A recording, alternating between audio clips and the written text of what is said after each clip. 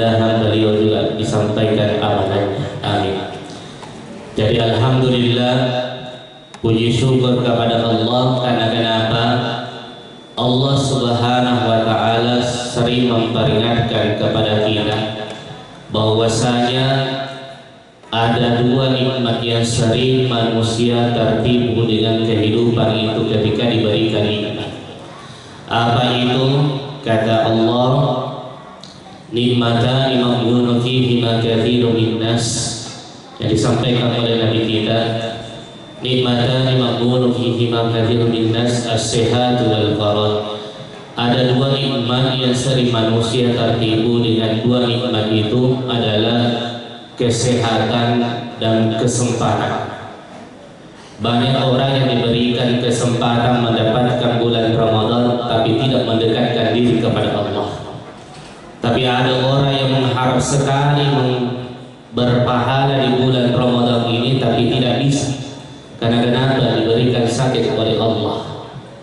Jadi syukur alhamdulillah karena Allah memberikan kita kesempatan, kesehatan di malam ketiga Ramadan ini. Mudah-mudahan Allah Subhanahu wa ta'ala senantiasa memberikan kemampuan dan kesehatan untuk senantiasa menyelesaikan bulan Ramadan. Amin ya rabbal alamin.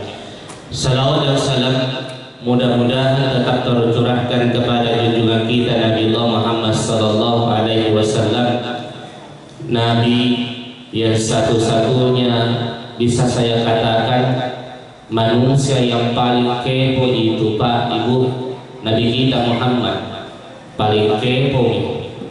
Kenapa saya katakan beliau paling kepo? Paling mau mencarikan sesuatu orang yang lebih baik. Beliau itu ketika dibangkitkan nanti di hadapan Allah, satu-satunya manusia yang tidak mencari istrinya pertama kali Rasulullah. Ketika dibangkitkan, beliau itu langsung mencari umatnya. Ya malaikat, di mana umatku? Malaikat pun kepo.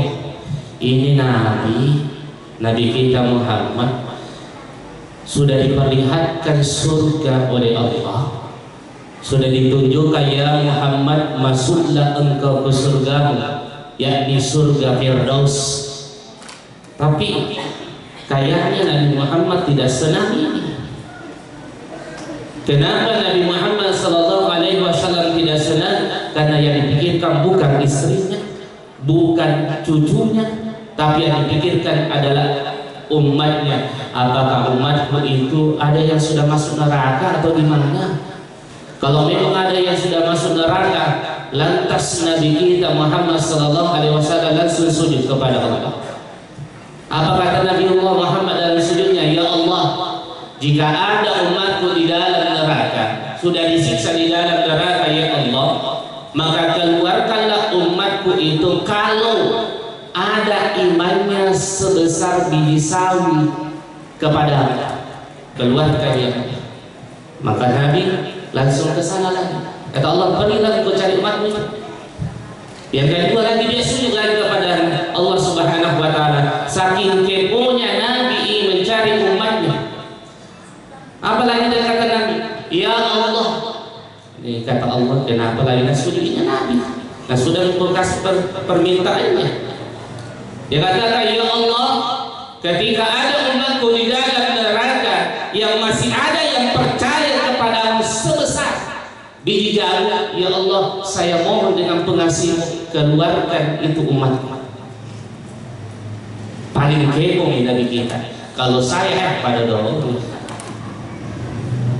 tapi ini Nabi kita Muhammad sallallahu alaihi wasallam.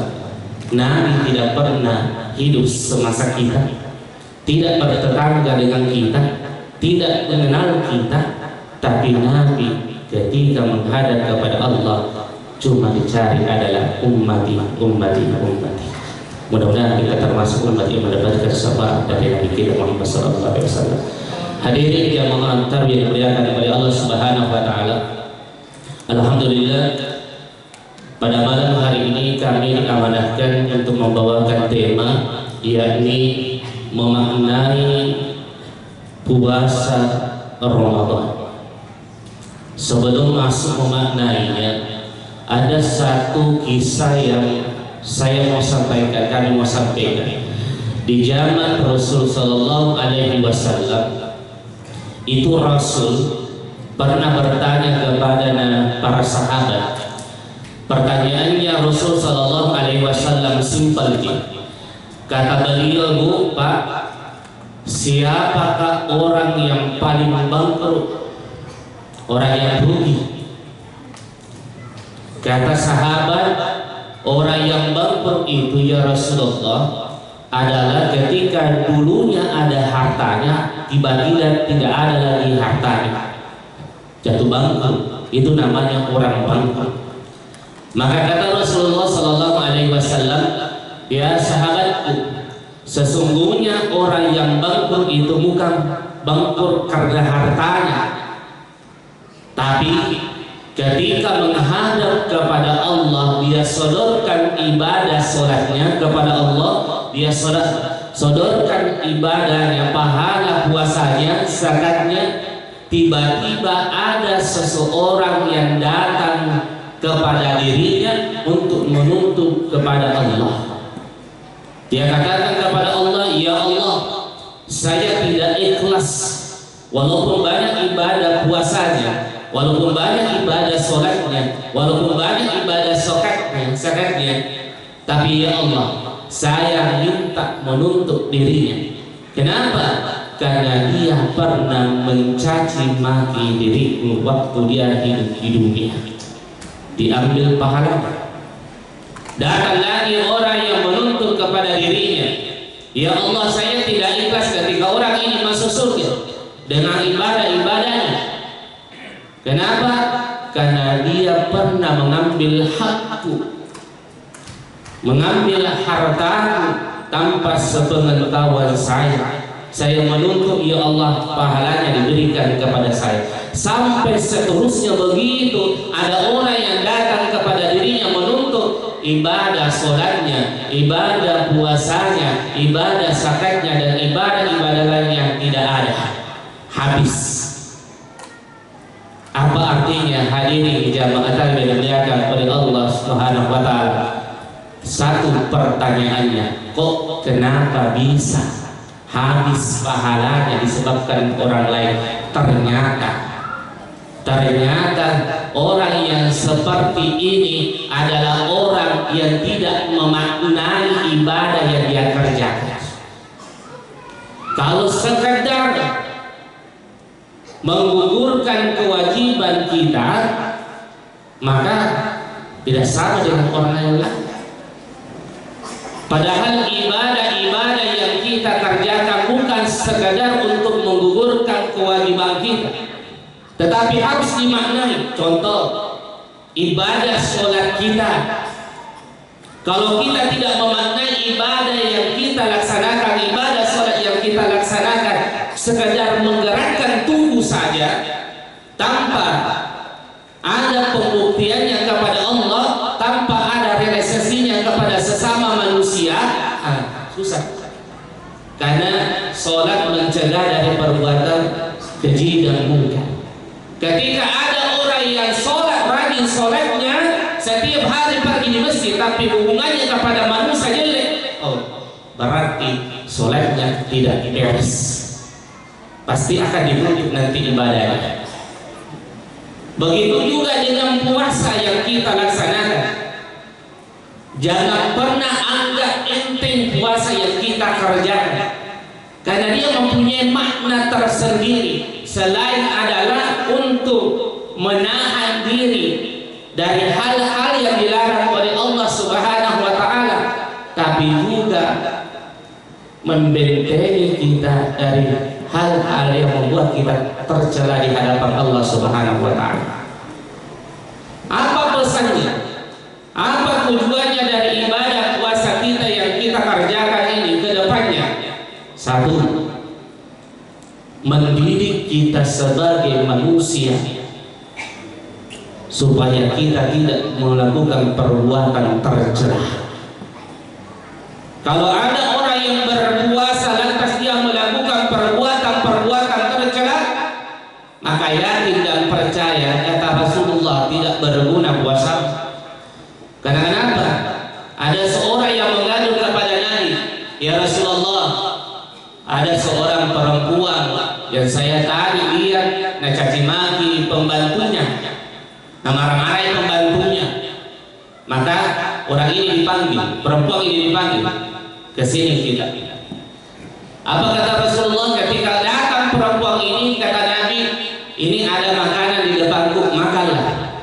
Apa kata perempuan? Ya Rasulullah, saya puasa. Kata Rasul, tidak mungkin engkau puasa. Tidak mungkin engkau puasa. Kalau kau puasa, kamu tidak akan mencaci maki pembantumu. Kamu tidak akan mencaci maki orang lain. Itu artinya puasa membentengi kita dari perbuatan tercela. Yang kedua, puasa itu sendiri yang kita laksanakan membentengi kita harus selalu berbuat jujur dan disiplin. Kenapa? Kalau kita itu Pak Ibu, kalau masuk insya sahur lantas masuk insya, kira-kira makan lagi atau tidak? Pasti tidak. Karena kenapa? Nah, ajarkan puasa untuk disiplin. Ada orang, tidak ada orang, maka kita tetap jujur untuk melakukan puasa itu sampai waktu yang telah ditentukan oleh Allah.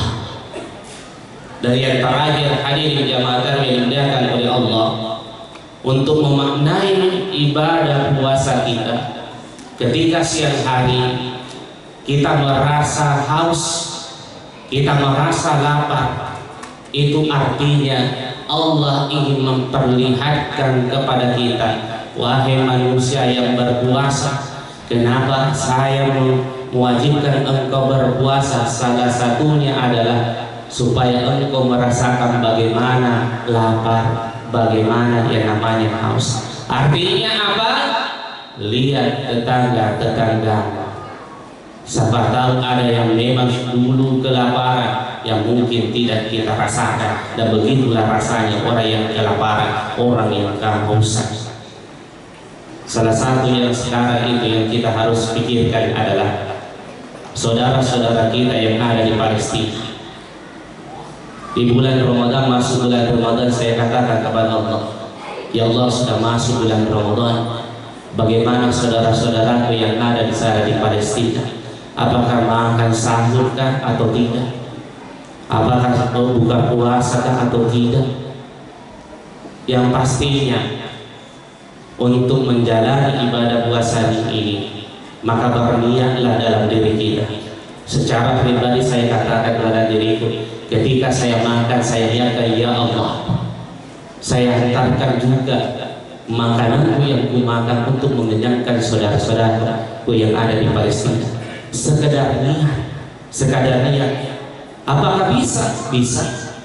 Di zaman Rasulullah SAW ada orang yang berniat, seandainya aku punya banyak harta, saya akan kasih makan itu. Tapi ya Rasulullah, tidak ada. Apa kata Rasul? Niatnya sudah tersampaikan oleh Allah.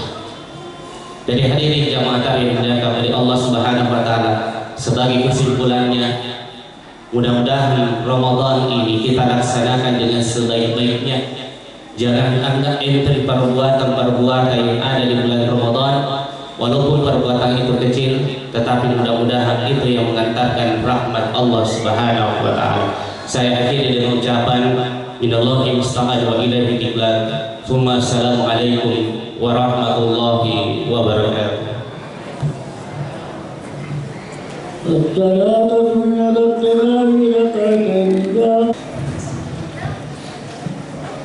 Bismillahirrahmanirrahim. Assalamualaikum warahmatullahi wabarakatuh. Alhamdulillah, alhamdulillahilladzi arsala rasulahu رحمة للعالمين وأنزل كتابه هدى للمتقين أشهد أن لا إله إلا الله وحده لا شريك له ذو الجلال والإكرام وأشهد أن محمدا عبده ورسوله أما بعد kaum muslimin sidang jamaah tarawih yang insyaallah dimuliakan oleh Allah Subhanahu wa taala. Alhamdulillah, puji syukur kepada Allah Subhanahu wa taala. Tak henti-hentinya kita mengatakan alhamdulillah. Kenapa? Karena banyak orang 2 bulan yang lalu di bulan Rajab ada orang yang berdoa di bulan itu. Dia berdoa mudah-mudahan Allah mempertemukan tamu istimewa di bulan ini. Ada orang yang berdoa di bulan Rajab mudah-mudahan sampai umurnya di bulan Sya'ban. Ada orang yang berdoa mulai dari bulan Rajab sampai bulan Sya'ban. Dia berdoa mudah-mudahan dipanjangkan umurnya untuk bertemu dengan Ramadan. Tapi ada juga orang yang sudah berdoa mulai dari situ, mulai dari Rajab dan sampai Sya'ban, sampai ketika mau masuk 1 minggu di bulan Ramadan. Seperti tadi menurut ketua panitia, ada salah satu anggota panitia masjid di sini selaku bendahara biasanya 1 minggu sebelum Ramadan beliau dipanggil oleh Allah. Tapi alhamdulillah dari ceritanya beliau satu kesyukuran dipanggil oleh Allah karena sudah melaksanakan kegiatan bakti di masjid ini. Ketika selesai mance subuhnya meninggal dunia. Tapi itu merupakan salah satu amalan jariah buat beliau. Mudah-mudahan